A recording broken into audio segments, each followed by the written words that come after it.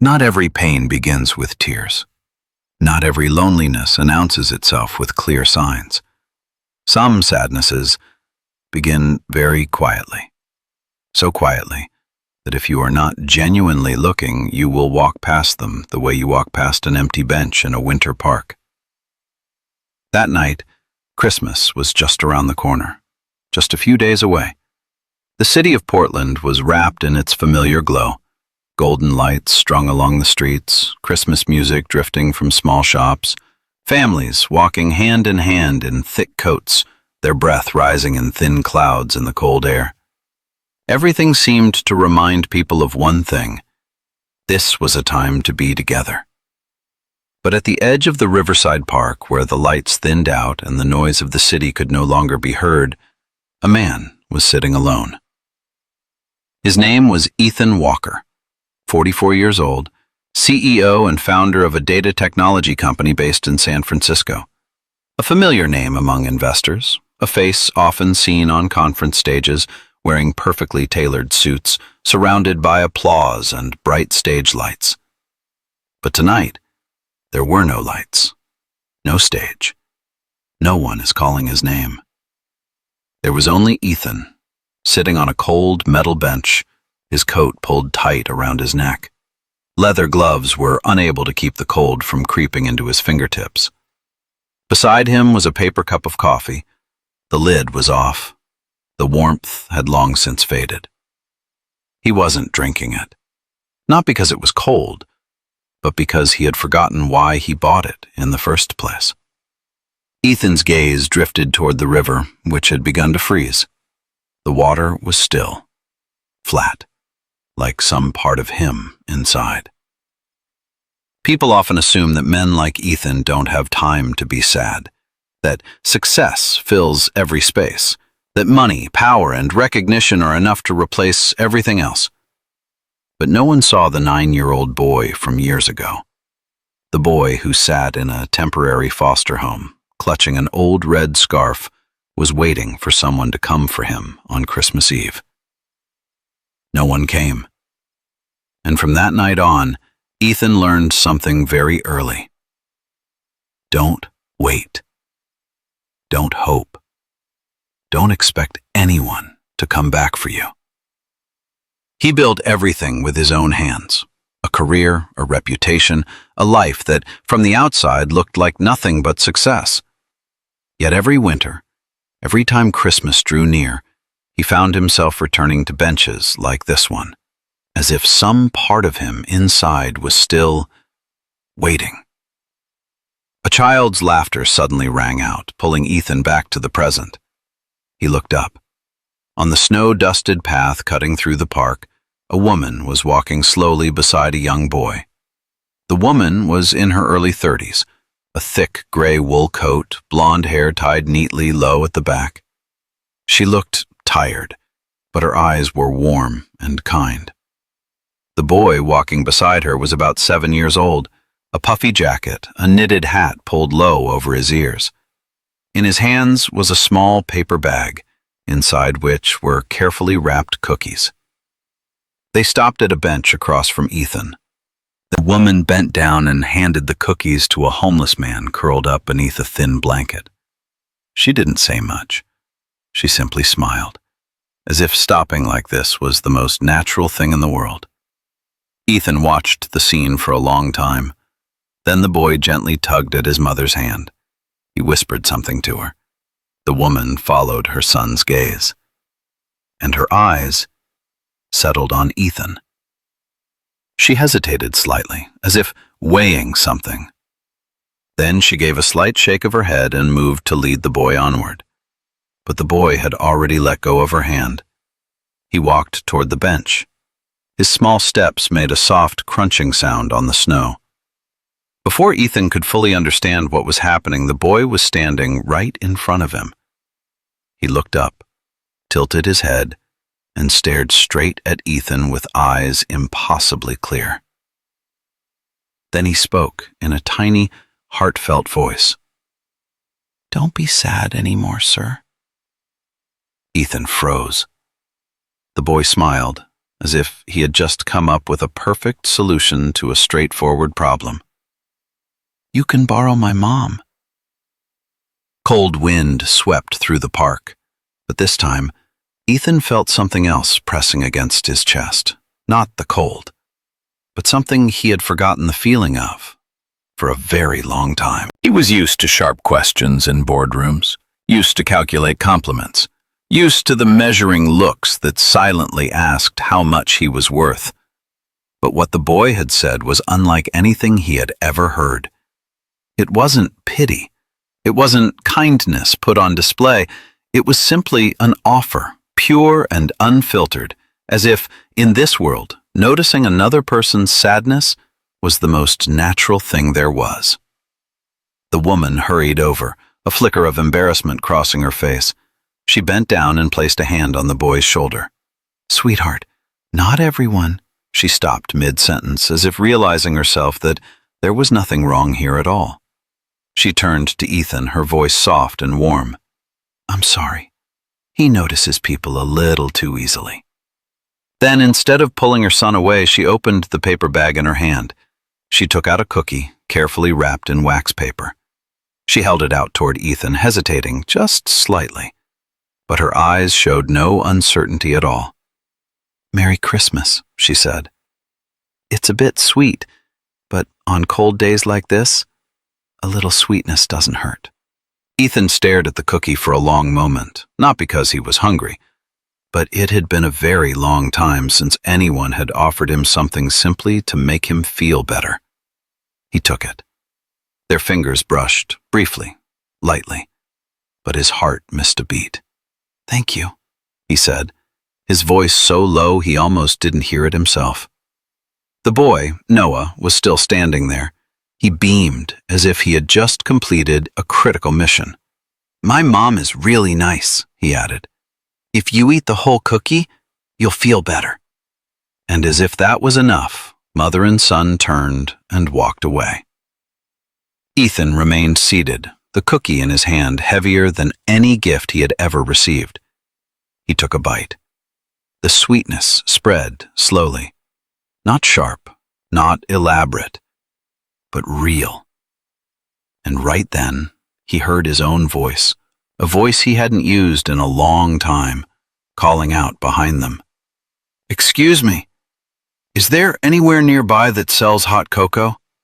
I mean, could I buy you both a cup?" The woman turned around. She looked at him, not with scrutiny, not with judgment, just a straightforward, calm gaze. Before she could answer, Noah shouted excitedly, "Yes! There's a really warm little cafe right on the corner!" And that was enough. The cafe was tucked between an old bookstore and a local flower shop. The windows were fogged with steam. Warm yellow light spilt out, gentle and still. Inside, the scent of cocoa, cinnamon, and pine blended like an invisible scarf. Noah rushed to a table near the fireplace, climbing onto a chair with undisguised excitement. The woman, Sarah, walked more slowly. Ethan followed, slightly awkward, as if unsure whether he truly belonged there. They sat down. No one asked where Ethan was from. No one asked what he did. No one wondered why he had been sitting alone in a park on a winter night. Noah began talking, without needing an invitation, about the tiny Christmas tree at home, barely as tall as a table. About real candy canes hanging from its branches. About a star he had made himself from cardboard and glitter. "Sounds like a miracle," Ethan said, and this time, he wasn't pretending. Sarah smiled, opened her bag, and took out a metal thermos. "I usually bring this with me after handing out cookies," she said. "Homemade cocoa, not too sweet." She poured it into 2 paper cups, handed one to Noah, the other she gave to Ethan. "It's been a long time since anyone poured something warm for me," he said, half joking, half truthful. Sarah didn't ask why. She simply replied, "Noah isn't very good at pretending he doesn't see when someone is sad. That probably comes from me." Ethan watched the steam rise from the cup of cocoa, watched the way Sarah leaned over to wipe a smudge of cocoa from Noah's chin. watched the care that came so naturally without effort. And somewhere very deep inside, a place that had been silent for far too long, Ethan realized something. He wasn't there because of the cookie, not because of the cocoa, not because of the cafe. He was there because, for the first time in many years, he was sitting in a room where no one needed him to be anything at all. That evening ended very quietly. There were no promises made, no phone numbers exchanged with any apparent intention. Just a simple goodbye at the cafe door as the snow began to fall more heavily and Christmas lights reflected off the wet pavement. Ethan Walker walked slowly toward the parking lot.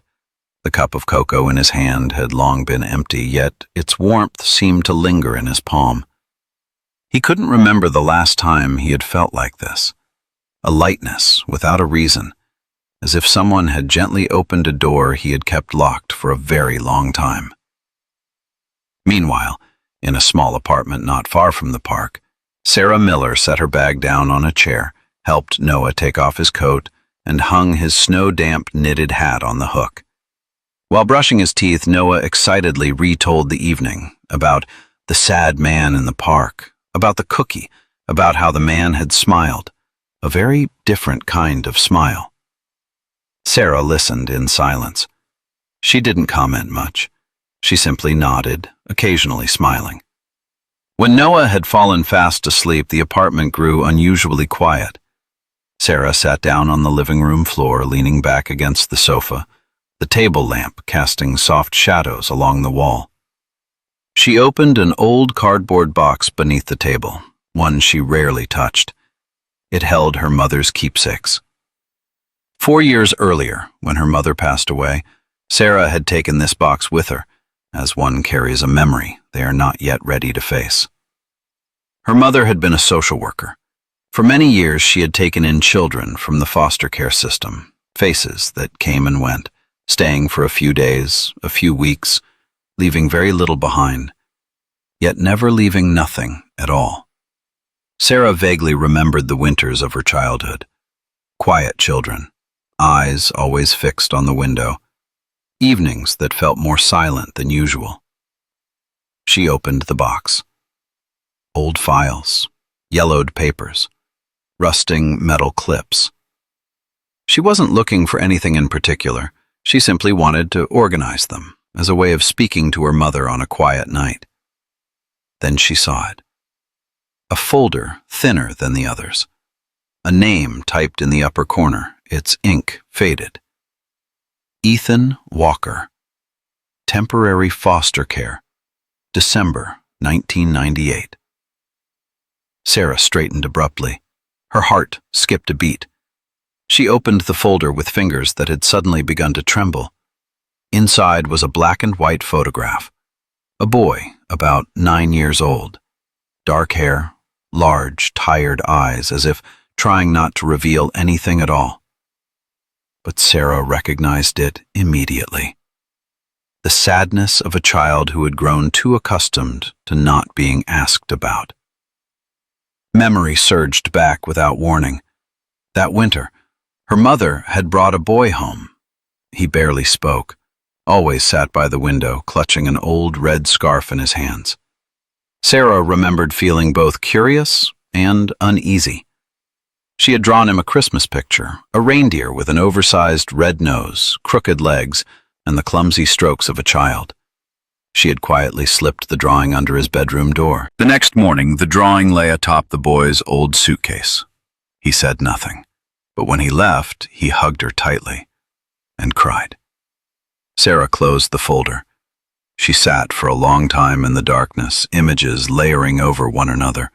The boy in the photograph, the man sitting alone on a park bench, the same eyes, frighteningly alike. It couldn't be a coincidence. 2 days later, Sarah messaged Ethan. She didn't explain. She simply asked if he was free for coffee. They met at another small cafe, wooden tables, soft jazz, and old bookshelves lining the walls. Sarah arrived early. When Ethan walked in, snow still clung to his shoulders, his eyes carrying that familiar guarded look. After ordering their drinks, Sarah took the folder from her bag and gently placed it on the table. "Do you remember?"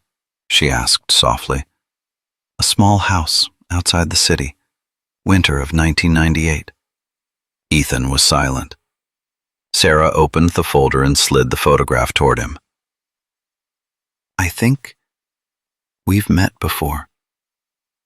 Ethan looked at the photo, then in the folder, then at the cup of coffee in front of him. A long pause. Finally he spoke, his voice hoarse. "I kept that drawing for a long time. I folded it so many times it tore. I lost it when I moved into my first apartment. I looked for it for a very long time." Sarah smiled, her eyes filling with tears. "I was terrible at drawing." "No," Ethan shook his head. "It was the only thing that made me feel like I wasn't invisible." He looked up. The familiar mask was gone. "You told me I deserved a Christmas." "I never forgot that." Sarah nodded. "You did. And now, you still do." There were no dramatic tears, no grand gestures, just a deep, quiet stillness where two fragments of memory finally found their way back to each other. That meeting did not end with any grand promise. No one spoke about the future. No one named the relationship that had just begun to reveal itself. Ethan and Sarah simply stood outside the cafe door, cold wind sweeping through the narrow street, snow drifting lightly through the air, and exchanged a slow, quiet nod, as if they both understood that some things need time to breathe. The days that followed passed in a very ordinary manner. Ethan returned to flights, closed-door meetings, and emails that never seemed to end. Sarah returned to her small apartment, to Noah, to script drafts scattered across the dining table. But something had changed. Each evening, as Sarah sat at her computer editing lines of dialogue for the community children's play she had been nurturing, she no longer felt as if she were working alone. Even though Ethan did not appear in long messages or constant updates, that play was Sarah's dream. A small project for children in the neighborhood, the shy ones, the ones who stuttered, the ones who were often overlooked. She wanted to create a space where they could be seen, heard, and made to believe that their imagination mattered. Noah was her greatest inspiration. The way his eyes lit up when he told a story, the way he believed every child carried their own kind of light. The first rehearsal performance took place on a Saturday afternoon. A small stage, soft yellow lights, chairs are set close together. When the curtain fell, applause filled the room, not loud but sincere. Sarah stood in the wings, gripping her script pages tightly, her heart pounding like a child's. She had done it. But the joy lasted less than a day. The next morning, as Sarah was making tea, her phone began vibrating non-stop. An anonymous post was spreading across local forums. The headline was carefully written, no direct accusations, just questions. Side-by-side comparisons of dialogue, screenshots of individual scenes, suggestions that Sarah's play was suspiciously similar to a lesser-known work from years earlier. There was no concrete proof, just fragments placed close together long enough to plant doubt. By noon, the main sponsor sent an email. Funding temporarily frozen pending review. One collaborator withdrew. Another stopped replying to messages altogether. Sarah sat motionless in front of the screen. She didn't cry. She didn't argue. She knew exactly who was behind the post. A former collaborator, talented but dishonest. She had once chosen to walk away to keep her principles, and now the cost of that choice had returned, quietly.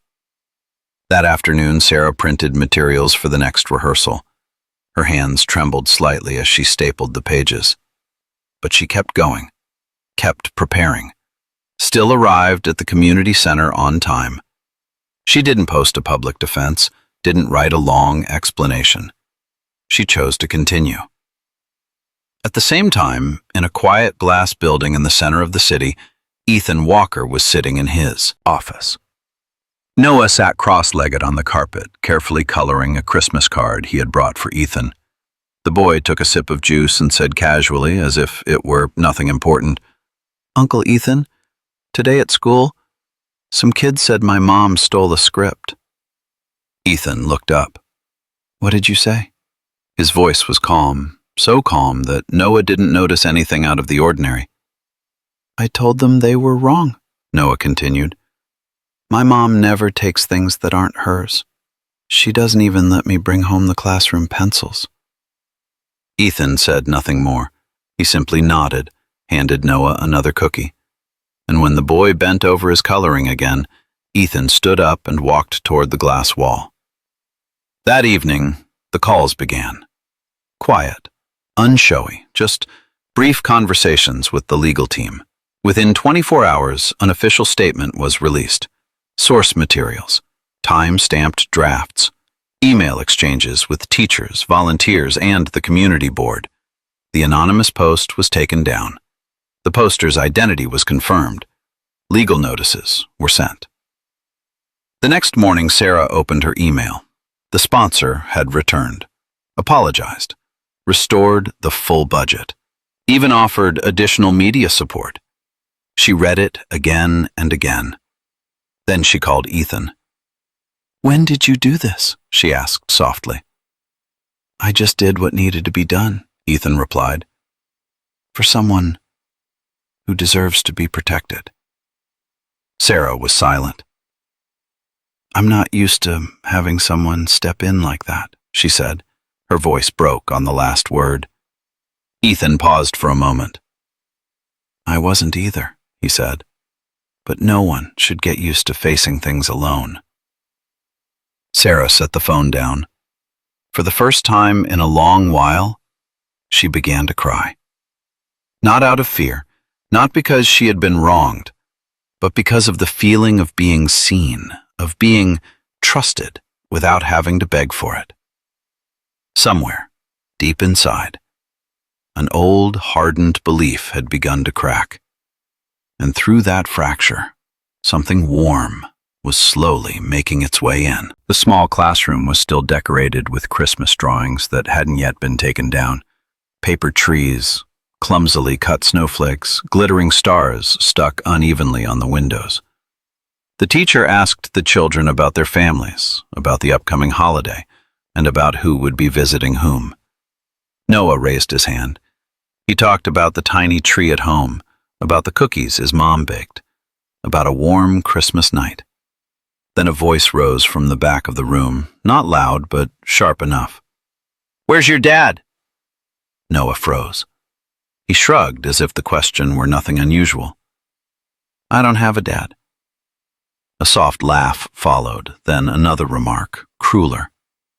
"So I guess your mom just made you by herself. Or maybe your dad saw you and ran away?" The teacher hurried to intervene, but the words had already found their place, right in the center of a 7-year-old's chest. That afternoon, when Sarah returned home after a meeting, the apartment was tranquil. She called Noah's name. No answer. His shoes weren't in their usual spot. His coat was gone too. Sarah checked every room, every corner. Her heart began to race. She ran down the stairs asking neighbors. No one had seen Noah. Her phone slipped from her hand as she called the police. Her voice trembled, breaking apart. Then, in the panic, Sarah dialed another number, one she hadn't expected herself to call so quickly. "Ethan?" Her voice cracked. "Noah? He's not here. I don't know." Ethan listened to everything. He didn't ask what Noah was wearing. He didn't ask when the boy had left. He only said, "I think I know where he is." Snow began to fall again, soft and steady, just like the Christmas night they had first met. The Riverside Park was deserted, paths blanketed in white. The river was frozen, utterly still. And there, on the old bench, a small figure curled up in a thin coat. Noah. He sat with his knees pulled to his chest. His knitted hat had slipped down, covering one eye. His breath rose in small, trembling clouds. Ethan approached slowly. He didn't call out. He didn't startle him. "Hey there," he said gently. Noah looked up. His lips trembled. "I'm sorry," he whispered. "I didn't want to make Mom cry." Ethan sat down beside him, feeling the cold seep through his clothes. "Then why did you come here?" Noah looked at the bench, then at the space beside it. "I remember that day," he said. "The day you sat here alone. You were really sad.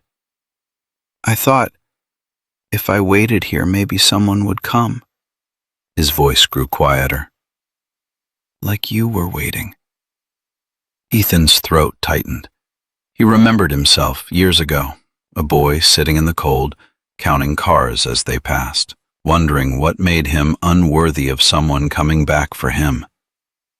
He pulled Noah into his arms, wrapped his own coat around the boy. "I'm here," Ethan said, his voice rough. "And your mom is looking for you everywhere. Let's go home." Noah nodded, pressing his face into Ethan's chest. "Yes." When they opened the apartment door, Sarah was standing there. She dropped to her knees, tears spilling freely. "Noah!" The boy ran into his mother's arms. "I'm sorry, Mom."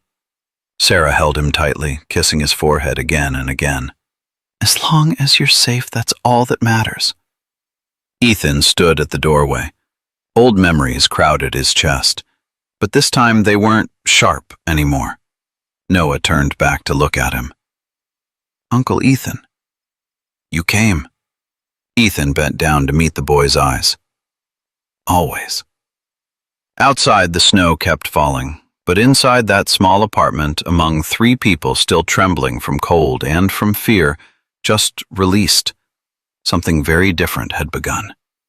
Not a promise, not a title, just a quiet truth. This time, no one had to wait alone anymore. There were no fireworks, no resounding church bells, only snowflakes falling slowly, evenly, as if the city were reminding itself to speak more quietly so as not to shatter something fragile that had just been found. In Sarah's small apartment, the scent of cinnamon and orange filled the air. A pot of mulled cider simmered gently on the stove. Noah sat cross-legged on the floor, wholly focused on untangling a strand of tinsel so hopelessly knotted it seemed determined to resist all human effort. Their Christmas tree, small, old, and slightly leaning, stood in the corner of the room. The aging lights blinked unevenly, as if they too were doing their best. "Careful, sweetheart," Sarah said from the kitchen, her voice gentle. "Those lights are older than you." Noah giggled. "I think they have a life of their own. They don't want to be tamed." Sarah smiled, wiping her hands on a kitchen towel. The apartment was modest, but warm, not because of new furniture, but because everything inside carried a story. The doorbell rang. Sarah and Noah both looked up. They weren't expecting anyone. This Christmas was supposed to be just the 2 of them. Noah rushed toward the door. "Maybe Santa's coming early." Sarah followed, half amused, half curious. When the door opened, she paused, just for a brief moment. Ethan stood there. His black coat was dusted with snow. His breath rose in thin clouds in the cold air. In his hands was a small Christmas tree, green, fresh, already wrapped with warm yellow lights. The tree wasn't perfect. It leaned slightly, but it was real. Ethan was wearing mismatched gloves, clearly pulled on in a hurry. There was a hint of hesitation in his eyes, like someone standing at a threshold, unsure if he had the right to cross it. "I thought," he hesitated, cleared his throat. "Maybe your tree could use a friend." Noah's mouth fell open. His eyes lit up like the lights on the tree itself. "You brought reinforcements," he shouted. Ethan laughed, a full, unguarded laugh. Sarah stepped aside, opening the door wider. She didn't ask why he had come. She only said softly, "Come in. We're getting ready to hang the lights." Ethan stepped inside, not quite like a guest, not quite like a stranger. The new tree was placed beside the old one. The two stood together, one new, one familiar, forming a small forest in the corner of the room. "It's not much," Ethan said, looking around, "but I thought it might feel more like Christmas." Noah studied the two trees for a long moment. Then he nodded solemnly. "Now it's a whole forest." They began decorating. Noah narrated the story behind each ornament: a candy cane from last year, a star made from popsicle sticks, a snowflake he insisted looked like a spaceship. Sarah made hot cocoa. She handed Ethan a mug. Their fingers brushed lightly. They sat close, but not too close. A distance small enough to feel natural, wide enough that no one felt forced. Close. Enough that, if they wanted, it could easily disappear. When Noah curled up under a blanket on the sofa, his eyelids drooping with sleep, he whispered, stretching in a long yawn, "This is the best Christmas ever." No one replied, not because they disagreed. However, some moments don't require confirmation. Outside, the snow kept falling, but inside that small room, warmth spread not only from the heater or the mugs of cocoa, but from something more profound: presence. Ethan watched Noah sleep soundly. Then he looked at Sarah, adjusting the blanket over her son. Some part of him, the part that had stood outside for so long, realized he was no longer outside. Noah shifted, eyes still closed, but his voice clear. "Uncle?" "Yes?" Ethan answered softly. "You don't have to borrow anymore. You can stay." Ethan froze. The long years of boardrooms, the winters alone, the cold metal benches, all of it seemed to recede. He looked at Sarah. She didn't urge him, didn't expect anything. She simply smiled, so gently that one might miss it if not paying attention. "Stay," she said. "We've only just started hanging the lights." Ethan nodded. Not ceremoniously, not with a declaration, just staying. And on that quiet Christmas night, as snow continued to blanket the city, a family, imperfect, undefined, was formed by the simplest thing in the world: not leaving. The small auditorium gradually fell silent. Thick coats were folded neatly and placed on laps. Phones were switched to silent. Conversations thinned out, giving way to a space filled with anticipation. Outside, snow continued to fall, slow and steady. But inside the community theater, something warmer was quietly spreading. Ethan sat a few rows from the front. In his hands was the folded program, its edges slightly crumpled from the way he kept tightening his grip without realizing it. The line printed at the bottom of the page made him smile before he even noticed he was doing it. The Boy Who Borrowed Light. Written and directed by Sarah Miller. Starring Noah Miller. Ethan took a slow breath. In the wings, Sarah stood half-turned beneath the dim yellow lights. A headset slipped slightly off one ear, a clipboard held close to her chest. Her blonde hair was tied low, a few strands falling across her forehead from the rush. Her gray sweater was speckled with glitter from paper props. She bent down to straighten a crooked halo on one boy's head, helped a little girl smooth out a wrinkled cloak. Then she knelt in front of Noah. She took her son's hands, gentle but steady. "Are you ready?" Sarah asked softly. Noah nodded. "But what if I forget my lines?" Sarah smiled. "If you forget," she said, "just smile. and borrow a little light from someone in the audience. You'll know who, Noah grinned. The curtain opened. The set was simple. Hand-painted cardboard trees, paper lanterns suspended on clear thread, warm light washing over everything like a very real dream. Noah stepped onto the stage. He stood at the center, small beneath the lights, but far steadier than he had been at the first rehearsal. The story unfolded slowly. A boy lost in the dark. Not a frightening darkness, but the darkness of not being seen, not being named.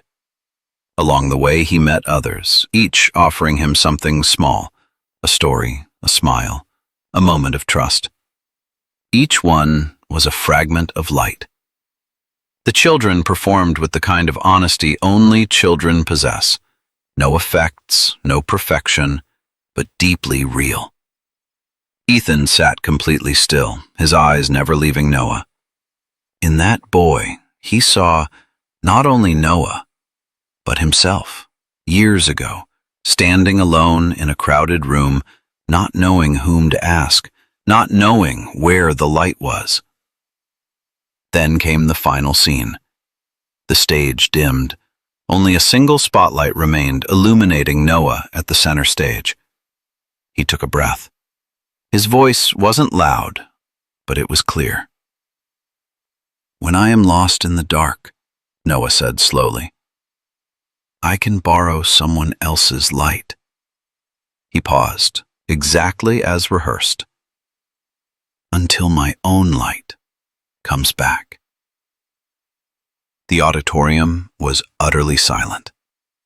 Not the silence of waiting, but the silence that follows when a simple truth lands exactly where it needs to. Some people lifted their hands to their chests. Someone quietly wiped away tears. Ethan didn't cry, but inside him, something ancient, profound, softened, like ice beginning to melt. He turned his head toward the wings. Sarah stood there, half in shadow. Her arms were loosely crossed. Her eyes followed Noah's every step. She wasn't looking at Ethan. She was fully present in the children's world, in the belief that small things can change an evening, and sometimes an entire life. Ethan understood. Sarah had never tried to become a great light. She had simply stood still long enough for others to borrow it. Applause broke out, scattered at first, then rising, full and warm. Noah bowed. The curtain closed. The auditorium buzzed back to life. But Ethan remained seated.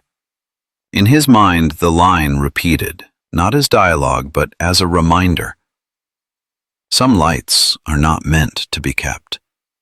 And some people, they are born to give them away without ever needing to know who will receive them. That night, as everyone left, Ethan folded the program very carefully. This time, he would not lose it again. The snow had stopped by the time they left the theater. It was no longer falling thickly, just a few scattered flakes drifting absent-mindedly through the streetlights. The city had grown strangely quiet, as if it had just exhaled together after something profound. Ethan walked a little behind the mother and son. Noah skipped in small hops, his hand gripping the program from the play, now signed in glitter pen. Sarah pulled her cardigan tighter, collar turned up against the wind, her blonde hair shimmering beneath the pale yellow glow of the lamps. No one rushed to speak. They turned onto the familiar path leading to the Riverside Park. The bench appeared in the distance, still there, still old, still dusted with a thin layer of snow, like a memory that hadn't quite melted. Ethan slowed. Sarah noticed first. She didn't ask anything. She simply stepped forward, brushed the snow from the bench, and sat down. Noah climbed up beside her, his legs swinging freely. Ethan stood for one more moment, very briefly, then sat down on the other end. 3 people, 1 bench. A light breeze came off the river. It wasn't cold anymore, just enough to remind them they were outside and that they were here, together. Sarah opened the cloth bag she was carrying. She took out a metal thermos. She poured hot cocoa into 3 mismatched cups, 1 chipped ceramic, 1 paper, and 1 small metal cup. She handed one to Ethan. "I brought it," she said softly, as if it were the most natural thing in the world. "Just in case it was needed." Ethan took it. Warmth spread into his palm, slow and real. Noah reached into his coat and pulled out a carefully folded card. Thick paper, still dusted with glitter. He opened it proudly. Inside was a child's drawing. 3 figures are sitting on a bench beneath Christmas lights. A tall man in a long coat with sad eyes, a blonde woman reaching out her hand, and a boy in a bear-shaped knit hat, smiling wide. "This is you," Noah said, pointing to the figure in the middle. "And this is Mom and me. The first time we met." Ethan looked at it for a long time, not because the drawing was beautiful, but because, for the first time in his life, he saw himself inside a picture that included other people. "I'm glad you borrowed my mom that day," Noah added casually. Ethan placed the card on his lap. He turned to Sarah. She was sipping her cocoa, a strand of hair falling softly over one eye. The streetlight behind her made her face look like a memory that had just been lit again. Ethan reached out, slowly, without hesitation. He took Sarah's hand. She didn't pull away.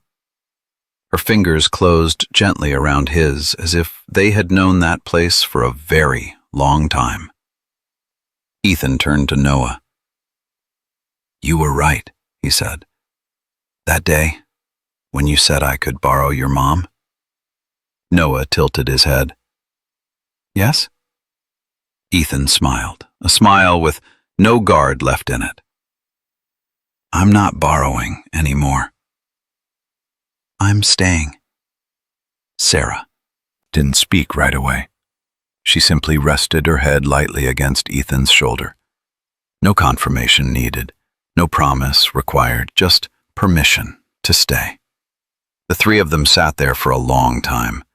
They didn't talk about tomorrow, didn't make plans, didn't name what had just happened. Outside, the snow began to fall again, soft and even, just like the first Christmas night they had met. But this time, no one was waiting alone. Some stories don't end with a climax. They end with an ordinary moment, ordinary enough to become the place you want to return to. And on the bench that once witnessed loneliness, there was now only something straightforward left. A place to belong. After that night, nothing changed loudly. There were no big news articles, no official statements, no moment framed by solemn promises. Life simply continued, just a little lighter. In the mornings, Sarah still walked Noah to school, the same old backpack, the same slightly crooked umbrella, the same familiar reminder. Watch the road and remember to be kind. Noah still told small, scattered stories about a snowflake landing on his hand, about a new friend, about the play that would soon be rehearsed again. He talked more, and his voice no longer carried hesitation. Ethan no longer sat alone in his glass office every night. He still worked, still held meetings, still made decisions. However, on some evenings he would leave the office earlier. He learned how to stop, not because ambition was gone, but because there was now a place to return to. Sarah's small apartment didn't grow bigger, the furniture didn't become newer, but suddenly an extra cup was waiting in the kitchen cabinet, a coat hanging by the door, a pair of shoes that no longer stood alone. The changes were so small that, without paying attention, one could easily miss them.